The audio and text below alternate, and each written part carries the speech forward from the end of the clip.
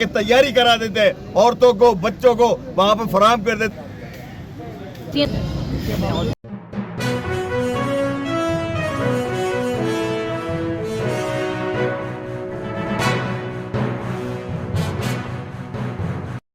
अस्सलाम वालेकुम नाजरीन, आज मैं आपको प्रॉपर्टी के हवाले से बहुत ही अहम खबर सुनाने जा रहा हूँ। सिंध हाई कोर्ट का बहुत ही बड़ा फैसला है।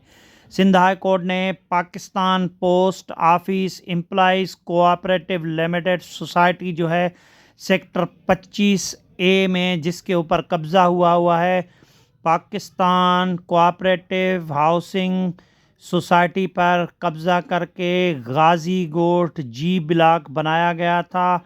तो कब्ज़ा करने वाले जो मुतासरीन हैं उन्होंने सिंध हाई कोर्ट में दरख्वास्त दायर की थी।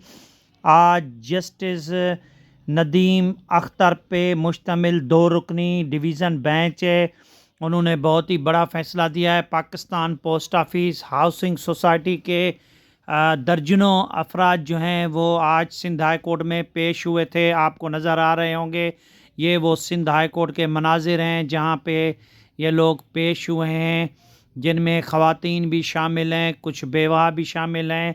इन लोगों ने, इनका कहना है कि 1970 से 72 से लेके हमने प्लाट लिए थे, अभी तक हमें नहीं दिए गए हैं।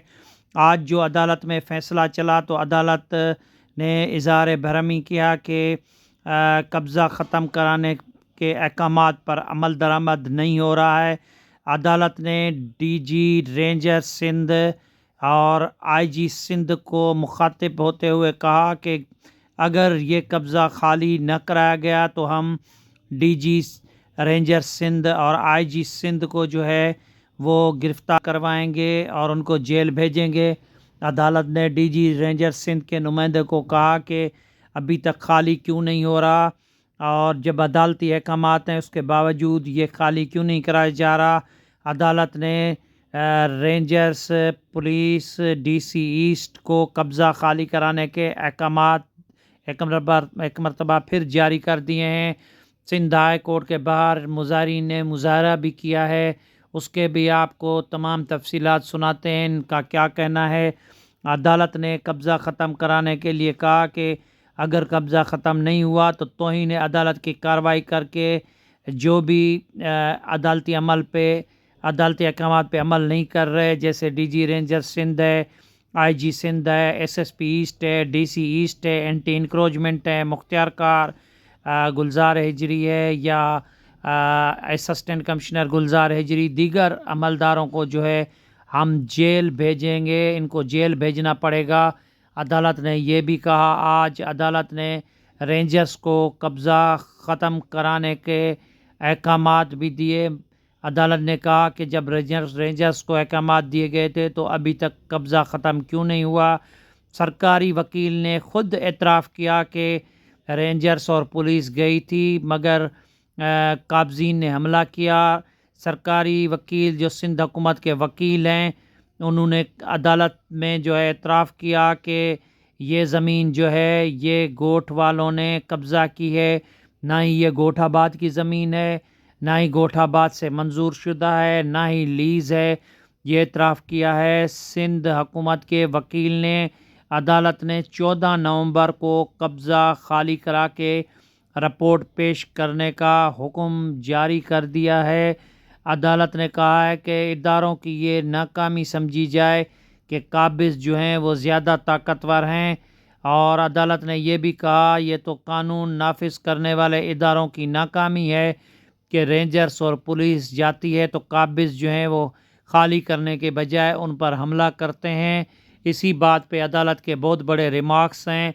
अभी अदालत ने जो आर्डर पास किया है, देखते हैं कि 3 हफ्तों का जो है अभी अपना ये अहकामात जारी हुए हैं, तो 3 हफ्तों में ये कब्ज़ा खाली होता है या नहीं, तो उसके बारे में हम आपको लम्हा ब लम्हा सुनाएंगे। और आज जो ये समाअत हुई है उसके बारे में जो सोसाइटी के लवाकिन हैं, जो मुतासरीन हैं, जिनके प्लाट हैं, इनमें जिसमें ख़वातीन बेवाएँ भी शामिल हैं, वो आज पेश हुए हैं। ये हाई कोर्ट के मनाजिर हैं, इन्होंने मुज़ाहरा भी किया। मुज़ाहरा करने वालों ने एहतजाज करने वालों ने कहा कि अब 1970 प्लाट हैं। जी तकरीबन 25 के कई सेक्टर हैं, उन सेक्टर में तकरीबन 7-8 हज़ार के करीब प्लाट हैं। तमाम एम्प्लॉयमेंट हैं, हम लोग बहुत परेशान हैं, इतने परेशान हैं, किरायों के घर में रह रहे हैं। मैं इस साल रिटायर हो गई हूँ, 9 महीने हो गए, पेंशन नहीं मिली, किराए पे कहाँ जाएँ, एक घर दूसरा घर ढूंढते थे। अब हमारा अपना प्लाट है, आज कोर्ट ने बहुत अच्छे ऑर्डर किए हैं, अगर इसके ऊपर इम्प्लीमेंट हो जाता है तो अल्लाह की ज़ात से उम्मीद है कि इंशाअल्लाह ताला हमारा हक़ हमको मिल जाएगा। और हमारा अपना घर नहीं है, हमारे बच्चे कहाँ जाएंगे, रुलेंगे। हम इतने परेशान हैं जिसकी कोई हद नहीं, लिहाजा सिंध गवर्नमेंट से और ये कोर्ट से, डीजी रेंजर से इल्तमास है कि खुदा के वास्ते हमारा हक़ हमको दिलाया जाए और हमारे प्लॉट खाली कराए जाएँ ताकि हमारे बच्चे सुकून का साथ। इतना महंगाई का दौर है कि खाने को नहीं है, 40-40 से 50-50 हज़ार रुपये किराए के कहाँ से दें हम, जब हमारा अपना प्लॉट है। इसीलिए बनाया था लेके कि हम जब रिटायर होंगे उसके बाद बना के रह लेंगे। लेकिन ये है कि अब इतने दिन हो गए और अभी तक कोई ऐसा नहीं, 7 ऑर्डर कोर्ट कर चुका है, लेकिन कोर्ट के ऑर्डर पे कोई इम्प्लीमेंट ही नहीं हो रहा। आज जो कोर्ट ने ऑर्डर किए, खुदा करे अल्लाह से भी दुआ है कि परवरदिगार हमारी दुआओं को कबूल करे और हम सब के प्लॉट जल्द से जल्द खाली हो जाए ताकि हम वहाँ रह सकें। क्या वजूहत है, क्यों नहीं अमल हो? सिर्फ सब मुलविस हैं, कब्ज़ा माफिया है और बड़े बड़े लोग इसमें मुलविस हैं जो भत्ताखोरी। अभी वहाँ जाके हमने खुद देखा है तो पता लगा वहाँ पे उन्होंने कब्ज़ा करवाया वैसे किसी के साथ ही नहीं, और ताकि जैसे जैसे खुद चुप के हम लोग बैठ जाएंगे तो वो अपना बैठ लेंगे करोड़ रुपए की ज़मीन। अब हम लोगों ने इसलिए थोड़ी अपनी मेहनत की कमाई की थी कि क्या कहते हैं हम ये दूसरे लोग कब्ज़ा करके बैठे हैं। खुदा के भी जो कब्ज़ा करवा रहे हैं, जो कब्ज़ा करके रह रहे हैं, उनकी नमाज भी जायज़ नहीं है और उनको ये सोचना चाहिए कि यहाँ जो कर रहे हैं ना वो उन्हें कब्र में ही पता लगेगा। ये कौन लोग हैं? कब्ज़ा माफिया है, बड़े बड़े अदारे मिले हुए हैं जिनको क्या कहते हैं फैसिलिटीज़ मिली हुई हैं, जिनके सर पे बड़ों का हाथ है। अब आप खुद समझदार हैं इस बात के, तो आप खुद समझदार हैं ना कि कौन कौन कर रहा है, कौन करवा रहा है। आपको उम्मीद मिली है अभी? बस उम्मीद तो हर दफ़ा ही मिलती है, लेकिन देखें इस दफ़ा शायद हुकूमत थोड़ी सी नीचे है, अगर उनका जोर ना चला तो शायद अल्लाह ताला का अगर इशारा हो जाए तो सब कुछ हो सकता है। 12 महीने तो अल्लाह से ही मैं और तो किसी से 50-50 साल हो चुके हैं हम लोगों को। हमारे मेरे हस्बैंड की डेथ हो गई है इस प्लॉट की कार्रवाई से अल्लाह का शुक्र, कुछ मौसम बहुत ही अच्छा नज़र आ रहा है।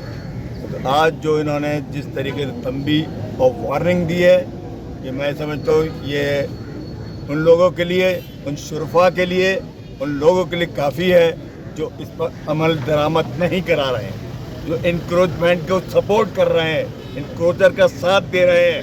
इस वक्त जज साहब ने, लतीफ़ फैसल साहब ने, अख्तर साहब ने जो एक्शन लिया है कि उन्होंने ड्राइविंग सीट पे इस वक्त डिप्टी कमिश्नर और रेंजर्स को बिठा रहा है, वरना एक दूसरे में पिंग पोंग खेलते थे कि आज देख लिए आपने सुना तो कहता जी ऑर्डर कौन करेगा, प्लान कौन बनाएगा।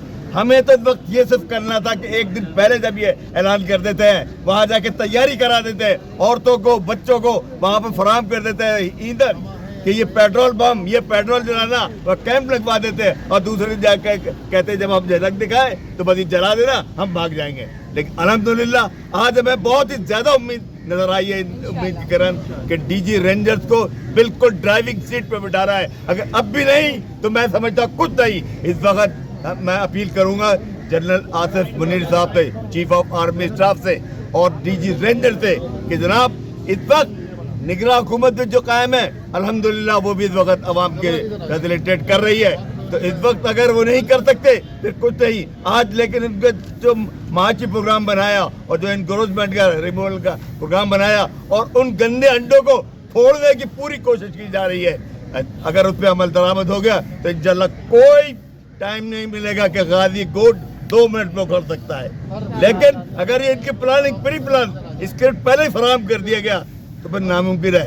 लेकिन आप ये देखें हम बिल्कुल कब्र में पैर लटकाए हुए 40 तो 45 साल हो गए प्लाटों से अभी तक महरूम है और उन लोगों को फैसिलिटेट किया जाता है न गोट आबाद स्कीम में वो आते, कोई उनका क्लेम बनता ही नहीं है, लेकिन प्रोलॉन्ग किया जाता है वो एक प्री प्लानिंग के तहत है। अल्हम्दुलिल्लाह आज उम्मीद की किरण नजर आई है और हम फिर एक बार फिर जनरल मुनीर से और जनाब डीजी रेंजर से और चीफ जस्टिस साहब से उम्मीद रखते हैं कि अल्लाह की ज़ात से उम्मीद है कि इंशाल्लाह ये कोर्ट रिमूव होगा और हम अपने प्लाट पे जाके इंशाल्लाह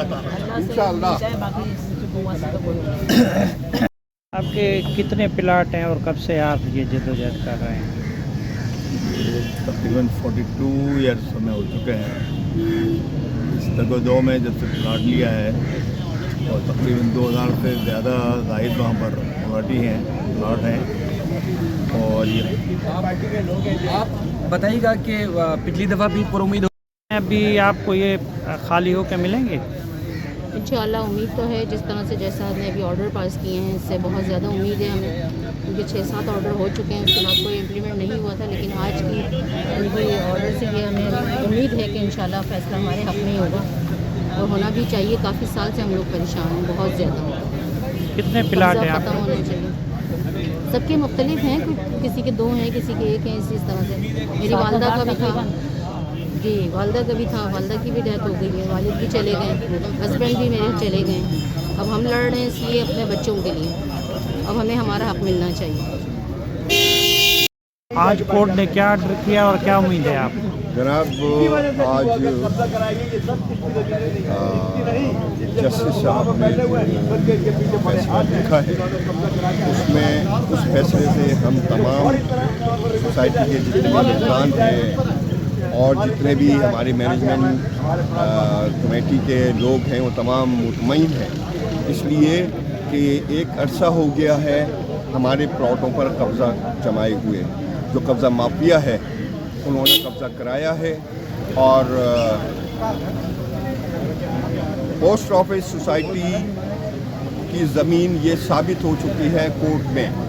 नाज़िर साहब ने अपनी रिपोर्ट जमा कराई है कि ये ज़मीन जो है खालिसतन पोस्ट ऑफिस हाउसिंग सोसाइटी की है। लिहाजा जनाब जस्टिस साहब, मोहतरम जस्टिस साहब, मैं उनका बड़ा शुक्रगुजार हूँ कि उन्होंने इतना अच्छा फैसला किया है कि इस हमारी ज़मीन को वागुजार कराएँ, खाली करवाएँ, इनको ख़त्म करवाएँ। तो मेरी यही दरख्वास्त है जनाब आर्मी चीफ ऑफ स्टाफ जनाब मुनीर साहब से कि वो कराची के लिए जो कराची की बेहतरी के लिए जो इक़दाम कर रहे हैं उसमें और बेहतरी लाएँ, ताकि ऐसे मामलात को भी वो अपने ज़ेर गौर लाएँ। जो अवाम परेशान है, इंक्रोचमेंट से परेशान है, कब्ज़ा माफिया से परेशान है, अपने हज़ारों लाखों रुपए के प्लॉट जो हैं वो ख़रीद के कब्ज़ा माफिया उस पर कब्ज़ा हो चुका है। हमने अपने बच्चों के लिए लिए हैं ये, ताकि हमारे बच्चे उससे फ़ायदा हासिल कर सकें, लेकिन कब्ज़ा माफिया ये इन्होंने कब्ज़ा कराई। इनसे कुदरत हिसाब लेगी। ये दुनिया में जो है ना ये कर रहे हैं, ये सोचें कि कुदरत इनका हिसाब लेगी। एक ईंट का भी हिसाब है और फिर उसकी पकड़ है। न ये दौलत जो कमा रहे हैं ज़मीनें बेच के, कब्ज़ा करके ज़मीनें बेच रहे हैं, वो किसी काम नहीं आएगा। और सिर्फ एक अच्छा अमल जो है, मैं यही दरख्वास्त करूँगा, उस माफिया से भी यही कहूँगा, भाई क्यों अपनी आखिरत ख़राब कर रहे हो, अपने बच्चों की आखिरत ख़राब कर रहे हो चंद पैसों के लिए। खुदा के लिए उनको हटाओ वहाँ से। हमारी ज़मीनें हमें दो, हमने ख़रीदी हैं, पैसा दिया है, बच्चों के लिए हमने वो ज़मीनें खरीदी, बच्चियों के लिए ली हैं कि वक्त पर उनकी शादियों के वक्त वो पैसा ज़मीन बेच के हम वो पैसा शादियों में खर्च कर सकें। मैं तमाम इदारों से, साहिब हैसियत जो इदारे हैं, उनसे यही दरख्वास्त करूँगा कि बराए मेहरबानी हम लोगों का साथ दें, ज़मीन खाली करवाएं, ताकि दुआएं लें। दुआएं आसमान पर जाती हैं, दुआएं लें। मैं यही गुजारिश फिर करूँगा एक दफ़ा कि इंक्रोचमेंट को ख़त्म करें। बहुत शुक्रिया पाकिस्तान जिंदाबाद। प्रीवियसली 8 ऑर्डर हो चुके हैं। सिटिंग मैनेजिंग कमेटी ने केस फाइल किया था सेक्टर 25 की इन्फोर्समेंट के रिमूवल के लिए, लेकिन लोकल एडमिनिस्ट्रेशन या डीसी और डिफरेंट जो उसके रिस्पॉन्डेंट है वो उस पर रिस्पॉन्ड नहीं कर रहे थे और एक दूसरे पे एक्सक्यूज़ दे रहे थे कि मतलब बहाने कर रहे थे, कोई ना कोई रीज़न बना के, कोविड का रीज़न, IPL का रीज़न। अब हमें अल्लाह की ज़ात से उम्मीद है कि आज के ऑर्डर के बाद बहुत बेहतरी आएगी और प्लस ये मामला ऐसे अपेक्स कमेटी में भी डिस्कस कर लिया गया और लोगों को उनका हक़ मिलेगा। मेरी ये उम्मीद है कि इस ऑर्डर से बेहतरी आएगी। प्लस ये कि हम आर्मी चीफ सैयद आसिफ मनीर के विजन को जो उन्होंने कराची की बेहतरी के लिए इस्लाहात किए इंक्रोचमेंट के लिए के अगेंस्ट करप्शन के अगेंस्ट, उसको फुली पोस्ट ऑफिस के मेम्बरान इसको सपोर्ट करते हैं और अल्लाह की ज़ात से उम्मीद है कि इस दफ़ा डीजी रेंजर्स को इसमें ऑर्डर में ऐड किया गया है और 3 वीक का टाइम दिया कि 3 वीक के अंदर इसको रिमूव करें, नहीं तो आईजी सिंध और डीसी और एसएसपी के अगेंस्ट में कार्रवाई भी होगी और जेल में भी डाला जाएगा।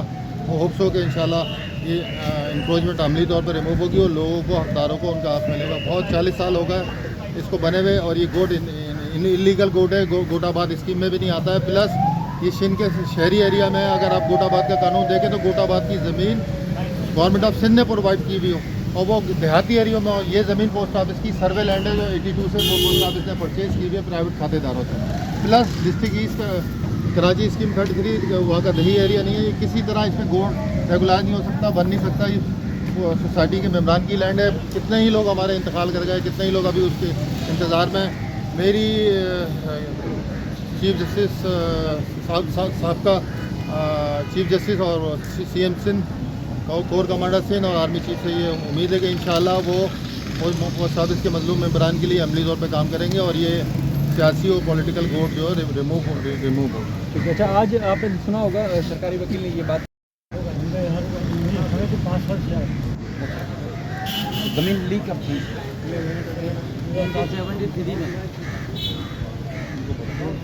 73 में ली। ठीक है, आप बताएं कब ली थी ज़मीन? तो कब से अदालतों के चक्कर कब से काटे? 10 साल। तो आज आपको उम्मीद पैदा होगी?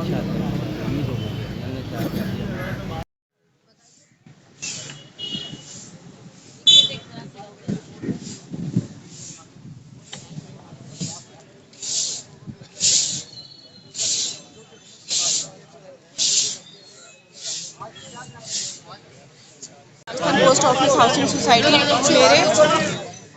वालिदैन ने लिया था और वो इंतज़ार करके 2015 में 2019 में दोनों की डेथ हो गई और ये तकरीबन 40 से 42 साल पहले ये प्लॉट लिया था और अब हम उनकी औलाद हैं और हम इसके लिए बहुत कोशिश कर रहे हैं। ऑर्डर बहुत अच्छे आ रहे हैं लेकिन इस पर इम्प्लीमेंट नहीं होता, सियासी सपोर्ट है। तो आज जो ऑर्डर हुए उससे हम बहुत होपफुल हैं इंशाल्लाह, क्योंकि आज जो जज साहब का लहजा था वो बता रहा था कि वाकई जो है वो बहुत सीरियस है और बहुत अच्छा उनका जो है वो ऑर्डर है।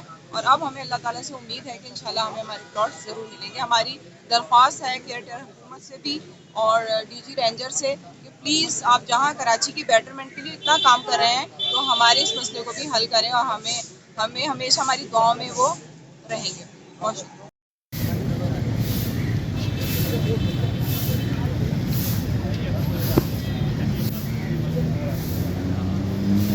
वीडियो बना ले यार, वीडियो बना ले।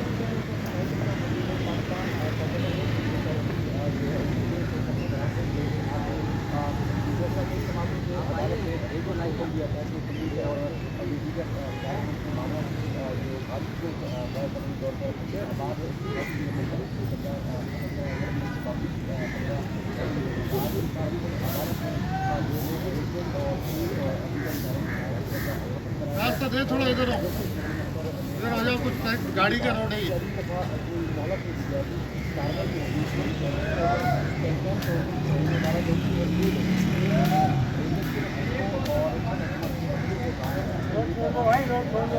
अभी लोगों को कहा तो